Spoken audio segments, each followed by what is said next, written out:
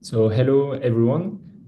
Today we have the pleasure to have Fatima Kayanikhoo, and she will present her recent work on ultraluminous X-ray sources. You have about like 45 minutes, something like that, and then we will have some time for discussion. Please go ahead. Thank you. Hello, everyone. I'm Fatima, and I'm working currently in Silesian University in Opava, where I'm doing my postdoc. And today I'm going to talk about the numerical simulations of accreting around the neutron stars as ultraluminous X-ray sources. So first I will talk a bit about what are ULXs and why we categorize them differently in different category.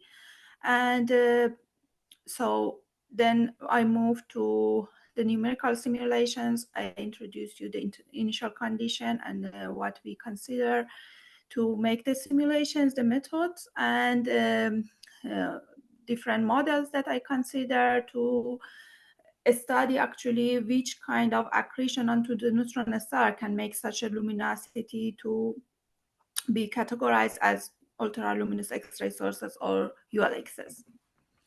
And then if there is time, I will talk a bit about my current project and what I want to do next. So first, let's see what are ULXs. ULXs actually were detected in 1918 when during some X-ray survey, we could detect the luminosity, which was around 10 to 39, exceeding 10 to the 39. And actually, this luminosity was a bit weird because if we have active super black holes in active galactic nuclei, the luminosity is much higher than this value. It can be above 10 to 45, 43. But and if we have normal accreting compact objects like stellar mass compact objects, we have the luminosity which is much less than this value. Actually, the Eddington limit of the luminosity of such compact objects is around less than 10 to 39. So it was the reason that they categorize in different groups as ULXs, and people immediately started searching for what are these objects, what can produce such a luminosity, which is in between, not so high and not so low that we can put them in AGNs or put them in the group of normal stellar mass compact objects. So different models came out. One was intermediate mass black holes, which have the mass between 100 to 10,000 solar mass. And but these objects could not explain all the luminosity, range of the luminosity which was detected by X-ray surveys, which were around 10 to 40, 41, 42. So this model was not fully accepted. Then different models came, like super-Eddington accreting onto the compact objects, like more than the Eddington limit, they accrete, so they can emit the luminosity, which is super-Eddington. But if we consider just this, then the luminosity will be 1 Eddington, 2 Eddington, maximum 3 Eddington when we increase the accretion rate. But this is not the answer, because we have the luminosity a few order higher.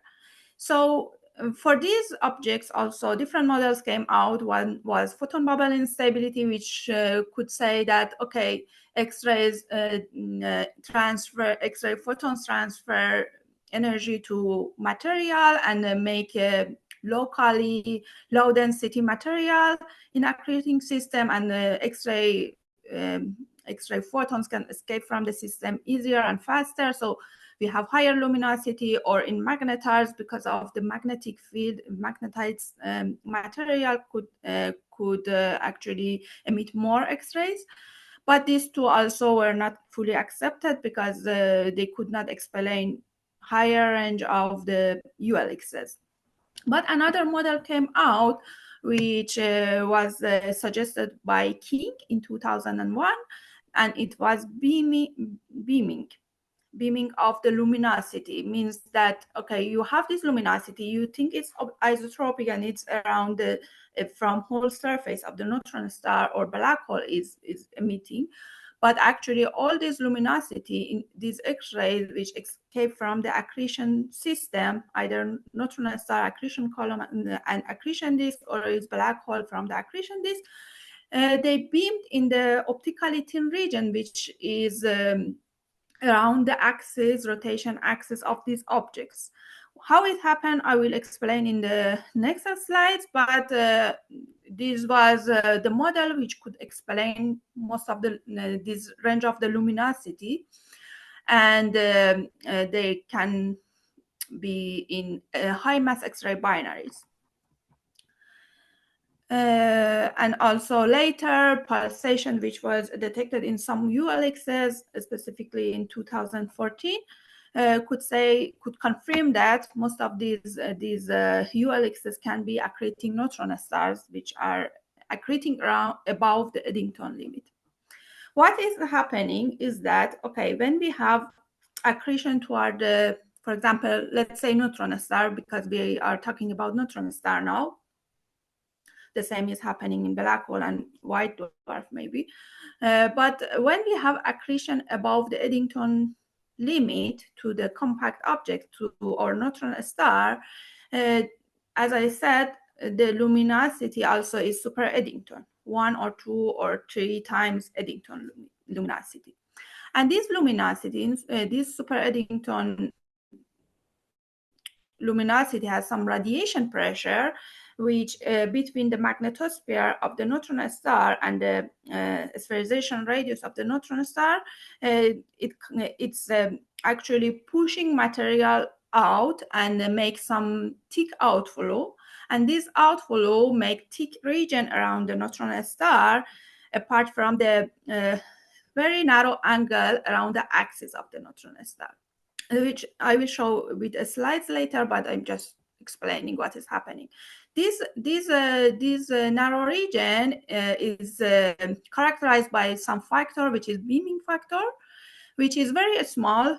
Because beaming factor is very small, the apparent luminosity, which is computed in this region, which is luminosity over this beaming factor, will be very high. Actually, is few order more than the actual luminosity, because this beaming factor it can be around 0.01, 0.02.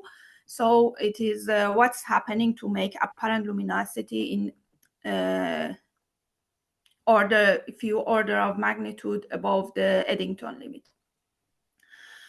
This was the model that King was suggested in 2001, and later was studied further with his group of collaborator, and they showed that in accreting in a neutron star ULXs, the magnetic field is in range of 10 to the 10 to 10 to the 11.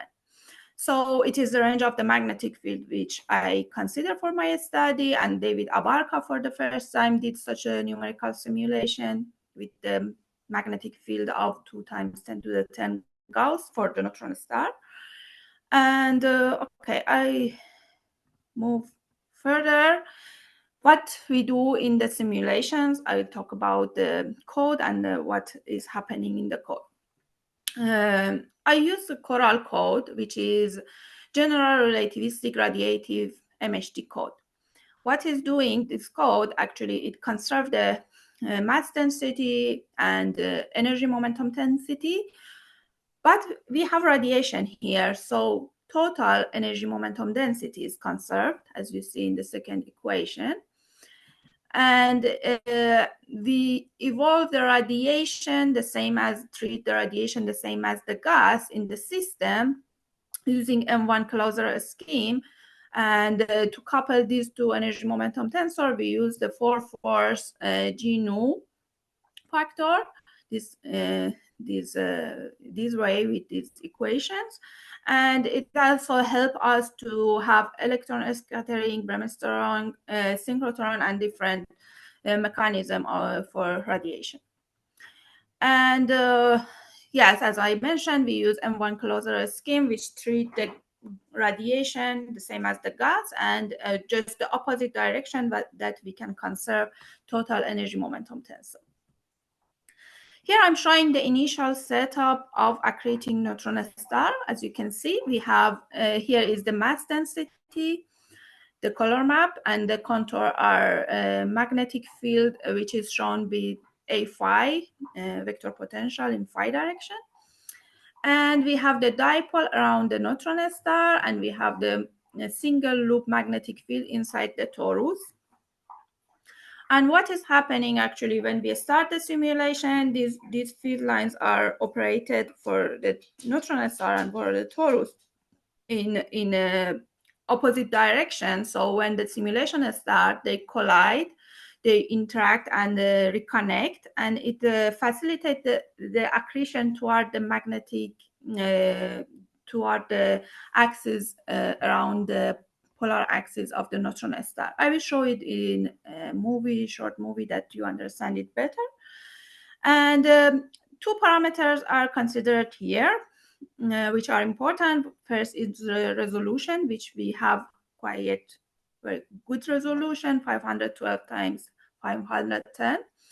And we have the boundary condition. Okay, all the boundary condition, outer region, inner region, around the axis are almost similar to other simulations, but on the surface of the neutron star, we have a specific boundary condition, which I'm going to explain it. First, about the resolution. Resolution, I said, is 512 times 510. And in radial direction, as you see in this picture, we have logarithmically spacing the grid cells.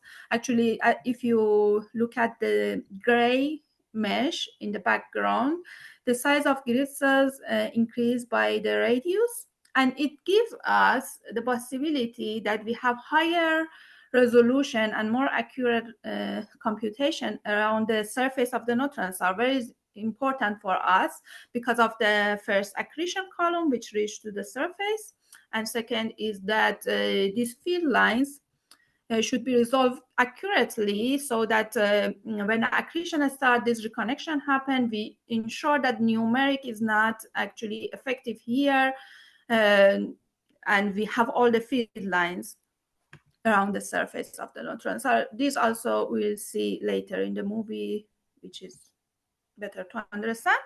And about the high resolution, okay, we have the resolution 512 times 510, and we want to confirm that this resolution is good because we have accretion mechanism which we are using in coral is MRI, magnetorotational instability. And for this, we need a good resolution, like suitable resolution to resolve these. To resolve the MRI, one parameter is defined, which is a Q parameter or qualification parameter of MRI, which should be above 20 to ensure that the MRI resolves. I'm not going to details. I'm just showing the equation, how it's computed in our simulation. And the plots that I'm showing are from the paper of my colleague, which studied this Q parameter with different resolutions. I just explain what you can see in the right panel, these color plots. We have a Q theta in the color bar, and we have 4 panels for 4 different resolutions. As you see, in this low resolution frame, 64 square, almost everywhere in the accretion region here, the Q parameter is less than 10, which according to this study and this qualification, it should be above 20 that we resolve the MRI. So it's not a good resolution. 128, in equatorial region, we have some good number, almost it's passing the limit, and we can resolve the MRI, but not everywhere. But by increasing the resolution to 256 square, we almost everywhere we have these Q parameters above 20, and 512 square, as you see, everywhere Q parameter is high, it's above even 50, and it is the where it's around somehow it reached even to 1000. And it is where we can trust the simulation that the MRI resolved perfectly. And here also in the left panel, you can see time evolution of MRI. As you see, the blue line, which is 64 square, is doesn't give us good number for Q parameter, but by increasing the resolution, the red one, you see that we have. And it directly impacts the accretion rate, in stability of the accretion in different radii, and it is what is important for us. So the resolution is chosen this way. And let's go about the inner boundary, which is on the surface of the neutron star. We know that when radiation reaches to the surface of the neutron star, we have a hard surface. It's not like black hole that everything goes to even horizon and absorb. So we need to reflect the energy from the surface of the neutron star. To do that, what we do is that we get all the kinetic energy, thermal energy, and radiation energy which reach to the surface of the neutron star, and in two ghosts around above the surface, we convert it to radiation flux, and we time it to some number, random number, which called not random, some number which is albedo, and reflect this amount of energy from the surface. Which in this study we consider 75% of energy to reflect, and the rest will be absorbed. Of course, it doesn't work perfectly because some part of energy goes back to recycle in the very thick accretion region. Some numeric also impact here that we cannot reflect perfectly this value, but it's somehow working that we can reflect the energy and be sure that energy doesn't stop there. I move to the models that I'm going to talk about. To have ULXs, as I said, first, and neutron star ULXs, first is that the magnetic dipole is matter. Which magnetic dipole of the neutron star can make such a luminosity? And to do that, we have the study that we have 6 different magnetic dipole, 10 to the 10 to 10 to the 11, with the same torus, same mass of torus, which gives us the same accretion rate, supposed to give us the same accretion rate. Of course, it doesn't exactly. And then we see what will happen to the outflow, which is important to make this cone that is around the polar axis, which I said that it defined with beaming factor and apparent luminosity later.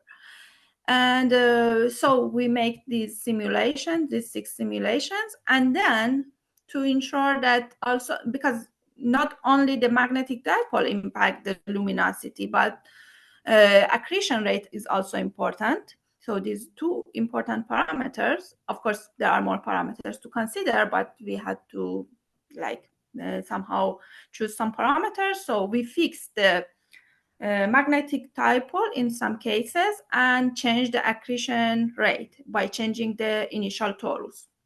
So what we do, we get these 3 times 10 to the 10, and we change the accretion rate as you see in the second column, and then we see that the apparent luminosity also is changing accordingly. I'm not explaining all the parameters here because we are going to look at them one by one. So before I move further, I want to also show you one movie, how this simulation works. So let me increase a bit the speed. And do you see the movie? I see the window. Yeah. Yes, okay. So I played As you see, when accretion starts, field lines here collide from the torus and from the magnetic dipole, and they are in opposite direction. They interact, reconnect, and the accreting material follow the field line. So it is how it happens. In the left hand side, you see the radiation energy, and in the accretion column, you can see that material is very dense above the surface here and this stream. And we have some radiation shock also above the surface, because radiation wants to escape from this, and it makes some shock which push back some material, but somehow this material is very dense that radiation actually it's some instability there, but after some time it reaches to some stability. And the radiation escape from the accretion column. So in this cone here, which is not material, which is very optically thin, the radiation can escape, and it is the radiation which is beamed and it reaches to the observer. So it is how these simulations work.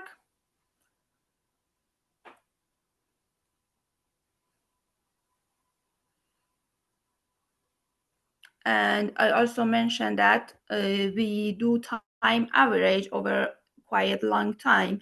So these instabilities doesn't impact for our final computation. So I'm going back to the slide. And I'm showing you the models that we have in this color map. And we have, let's start from the right, these panels, these 6 panels. We have rest mass density in the left side of each panel, and in the right side, sorry, in energy in the left, and the field lines which are shown with the direct contour. And we have labels which shows the magnetic dipole from top to the bottom, right? You see the magnetic field, the dipole strength change from 10 to the 10 to 10 to the 6. When we look at these 6 frames, the first thing we see is that here there is no accretion column. Material almost reach to the surface. All the field lines open up in this reconnection, and material reach directly to the surface.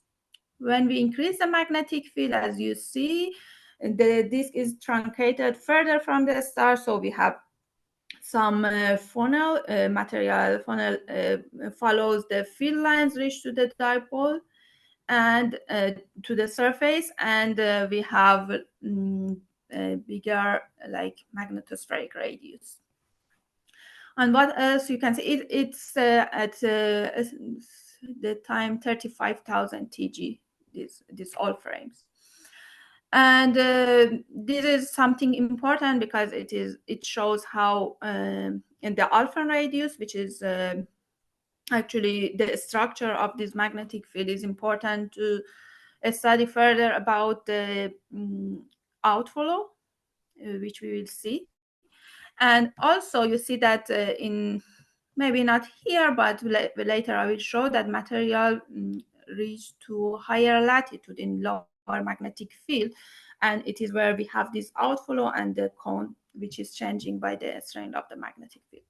Then in the second part of the study, we take two of the magnetic fields, and here I'm showing only one of them, 3 times 10 to the 10, and we change the accretion rate. The middle panel is the same accretion rate as we have here in the right, but we have some lower accretion rate in the top and higher accretion rate in the bottom. And you see that these alpha radius, this magnetospheric radius, also change with the accretion rate, because when we have more accretion, it pushes the material more toward the neutron star, and more field lines breaks, and you see that the magnetospheric radius is smaller by increasing the accretion rate. And also we see how dense is the accretion here, this stream, and more radiation, of course, but later we'll see the values also. Okay, as I said, when we do time averages and instabilities here, this beautiful pattern disappear, and we have some smooth palette like this.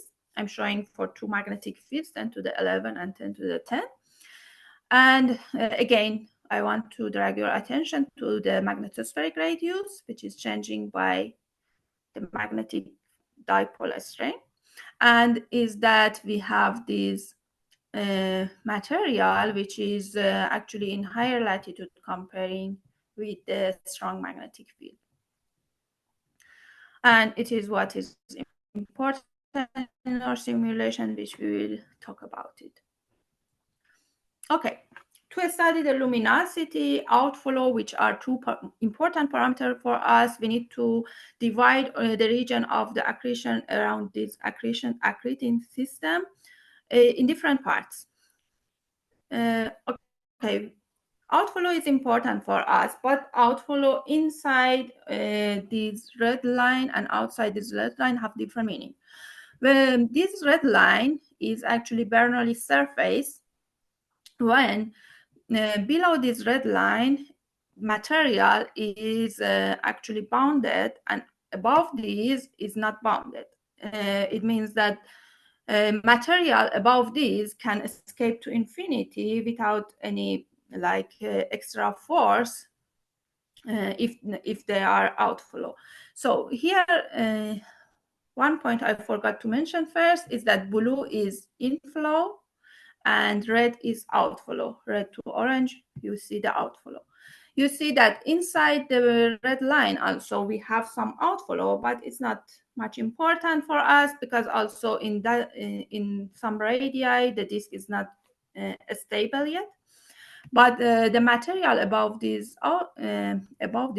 surface is important because it's what we call outflow, and you see that it propagates to some angle near the neutron star, which is in the middle. And in the left, you can see radiation flux that is very dense in this region and above the Bernoulli surface, this red line. And the second region, which is important, okay, here we have some radiation flux in this region. Yes, between the green and red, we have outflow and we have radiation. But there is outflow, there is material. So this radiation cannot reach to the observer because it can be absorbed, it can be spread. So what is the second region is this tau r equal to 1.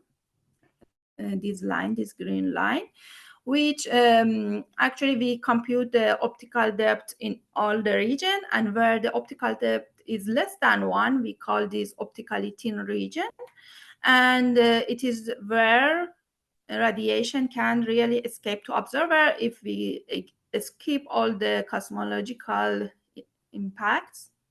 We just consider our system when we say that this radiation can reach to the observer. So when we want to compute the luminosity and apparent luminosity as ULX, we just consider the radiation in this region. And when we want to talk about the outflow, we talk about this region between the red and green line. So let's move. And here I'm showing you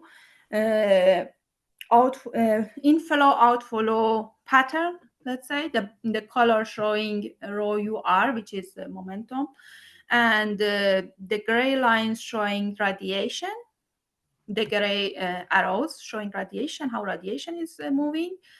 And again, the red is inflow and blue is outflow. And we are talking about outflow as important parameter. So here we just, if you follow, we see that by increasing the magnetic dipole from left to the right panel, the outflow decreases.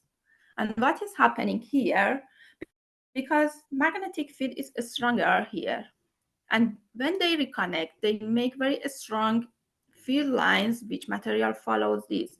These strong field lines keep the material around the equatorial region, and they are not allowed somehow to escape to make the outflow.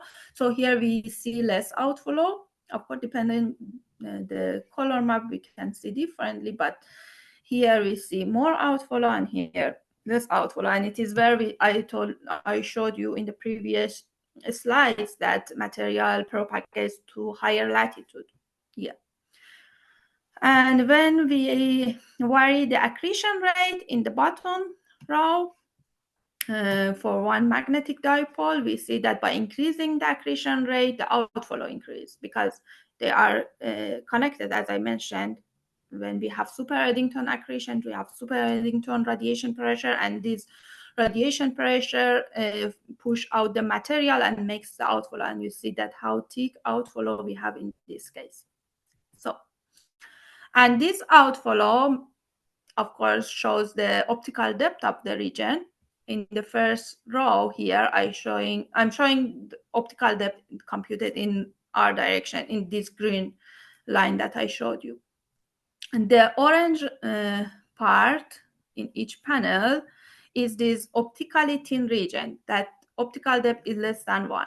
And you see that by increasing the magnetic dipole, this region is wider. And by increasing the accretion rate, it's more narrow. So these two cases, 10 to the 10 and with accretion rate around 1000 Eddington luminosities, there are the cases that are mostly beamed. The radiation will be beamed. And these two cases with lower accretion rate and a stronger magnetic field is less beamed. And we will see the results later. So to do this study, first we need to compute inflow, outflow. So we compute the inflow and outflow rates using this equation, and then we compute luminosity and kinetic, radiation luminosity and kinetic luminosity for each case. And what is here? First, we see the inflow. We see that by increasing the magnetic dipole from blue to yellow, you see here how the magnetic field change. From the blue line to yellow line, the magnetic field strength is increasing. And we see that the accretion rate also increases because the field lines actually somehow make the material to follow the field lines and make a higher accretion rate. Material actually accumulated in inner disk and the accretion column. And so we have higher accretion rate. And the outflow, you see that decreases by increasing the magnetic field. And the same as I showed in the color map. And these also impact the radiation, but how? We see that radiation luminosity is computed in this optically thin region that I showed in this region, in orange region in each case. And kinetic energy is computed from the blue colors, the outflow above the red line. So we have outflow and we have the outgoing radiation in these two cases. And we see both efficiencies. We compute efficiency because the accretion rates are not similar. To have better comparison, we divide the luminosity, radiative and kinetic to accretion rate at the radius that the disk reaches to some stability, and we have efficiency. So this way, the accretion rate doesn't impact our results or understanding of the luminosity. So here we see that radiation efficiency decreases by increasing the magnetic dipole, and the same for kinetic. Actually, the system is less turbulent when we have a stronger magnetic field and less material can escape. So these two efficiencies are lower for higher magnetic dipole. The same, almost similar, we did for the accretion, for different accretion rates. And here we see that the outflow increases by increasing the accretion rate. The green is higher accretion rate, blue is the lowest accretion rate. And we see that, okay, the accretion rate we change ourselves, so inflow is what we expect. But the outflow, we see that by increasing the accretion rate, we have more outflow. Similar, more kinetic energy because this outflow is carrying out the energy. and lower efficiency. And it is something that we should discuss because, okay, when radiation wants to escape from the system, it interacts this outflow before it reaches to this narrow region. It interacts with all this outflow, so it loses energy. So radiation energy transferred to the kinetic energy of the outflow, and we have lower radiation efficiency, higher kinetic efficiency. So, and in the case of the magnetic field, I'm just showing these to explain that the system is more turbulent in the case of lower, weaker magnetic dipole. And it's the time evolution from 0, 1, 10,000, 20,000, 30,000. And it's less turbulent in the bottom panel, which is 10 to the 11 Gauss magnetic dipole. And this red line showing you just that you can compare where the material is going. In this case, material is above this red line. And here we have material actually is kept by the magnetic field in equatorial region. The material is less turbulent, so less efficiency. And then the important part of our results is what we can compare to observation. We need to compute this apparent luminosity, which we talk about. How we compute it, we take all this radiation in the above the green line in optically thin region. And from this flux, this radiation flux, we can compute the luminosity, which is here in this. And d is the distance, in which distance we want to see the luminosity. And our domain of our resolution or simulation in outer region of our torus is 500 Rg. So I decided to compute it in 500 Rg. Also, we computed for different radius to see what is the difference, which is in the paper. But here I'm just talking about this 500 Rg. So we compute this luminosity this way, and we plot it in this polar pattern. And we see how it's a luminosity. So I will just explain here what is happening.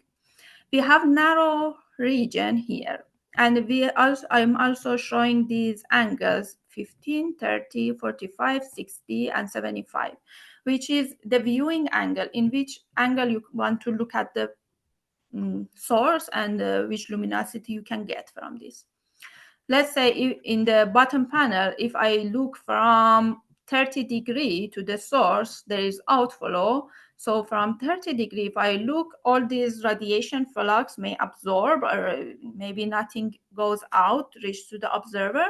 So in this case, in this 30 degree, we see some faded color. So actually luminosity drop to 0. If I look from 50 or less than 50 degree, which is somewhere here, is 20, 50 should be somewhere here. And then I see the luminosity, which is around 30 Eddington luminosity. And if in the higher panel, I was saying opposite. In 50, I get the luminosity around 80, around 70 luminosity. If I look in a stronger magnetic field, I can even look from 30 degree and see something. So from 30 degree, I can see some luminosity in the orange line. So depending on the viewing angle, we see different luminosity, different apparent luminosity, and the maximum value we see when we look directly to the polar axis. And I say that rotation axis and polar axis in my simulation is the same, and my neutron star doesn't rotate, so it's just aligned. If I look from here to the source, I see the maximum luminosity, and what is for 10 to the 10 is around 120 Eddington luminosity, and for 10 to the 11 is less than 40 Eddington luminosity. So weaker magnetic dipole can give us the highest luminosity, apparent luminosity, which can categorize in ULXs, but 40 Eddington luminosity is not something that we can, because order of magnitude, we should go higher to get ULX. 40 doesn't give us ULX, but with this accretion and with this condition that we have. Of course, if we change the condition, maybe we increase the accretion rate in this case, or we change the radius of the star, compactness of the star, and many other parameters may impact that we get higher luminosity for this 10 to the 11 also. But for this condition that we have in this study, 10 to the 11 is not categorized to ULXs, where weaker magnetic dipole is categorized. And then for different accretion rate, you see that by increasing the accretion rate, this cone region is slightly more narrow and more luminosity is going in this case, more beamed, sorry. And if we look at this polar plot, we see that looking from the axis in 1000 Eddington luminosity accretion rate in green line, the luminosity even goes higher. We reach to above 200 Eddington luminosity. So it's